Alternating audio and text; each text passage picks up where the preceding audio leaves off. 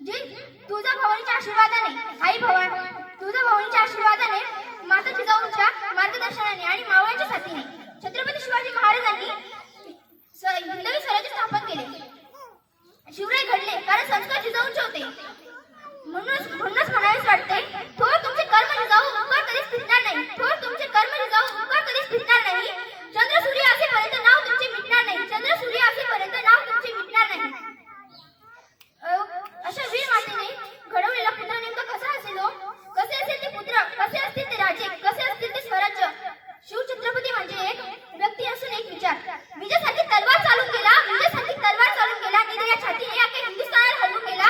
असा एकच राजा माझा शोभा घडून गेला. असा एकच राजा माझा शोभा घडून गेला. मुठभर मावळ्यांनी घेऊन अख्ख्या हिंदुस्थानाला लढून गेला. असा एकच राजा माझा शोभा घडून गेला.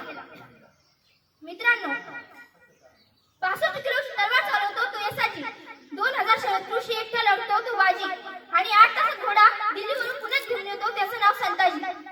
वाघाला सामोरे जातो आणि उभा फाडतो त्याचं नाव छत्रपती, त्याचं नाव संभाजी. आणि या सगळ्यांना एकत्र घेऊन हिंदवी स्वराज्याचं तोरण बांधतो तो छत्रपती शिवाजी. मित्रांनो, माझ्या राजाच्या दरबारात रुद्राचा अवतार तो वाघाचा ठसा होता. रुद्राचा अवतार तो वाघाचा ठसा होता. विचारते सह्याद्री आणि विचारते कडा कपरींना माझा राजा कसा होता. विचारते सह्याद्री आणि विचारते कडा कपरींना माझा राजा कसा होता. मित्रांनो, अनेक राजदरबारांची नाचगाण्यांची शोभा असायची, पण माझ्या राजाच्या दरबारात काही नाचगाणी झाली नाही हो. कारण माझ्या राजाच्या दरबारात प्रत्येक स्त्रीला माता भगिनीचा दर्जा दिला गेला. म्हणूनच तर म्हणावेच वाटते, सिंहाची चाल गरुडाची नजर, सिंहाची चाल गरुडाची नजर, सिंहाचा आधार शत्रूचे मर्दन, असेच असावे मावळ्यांचे वर्तन. ही एक छत्रपती शिवाजी महाराजांची शिकवण, ही एक छत्रपती शिवाजी महाराजांची शिकवण.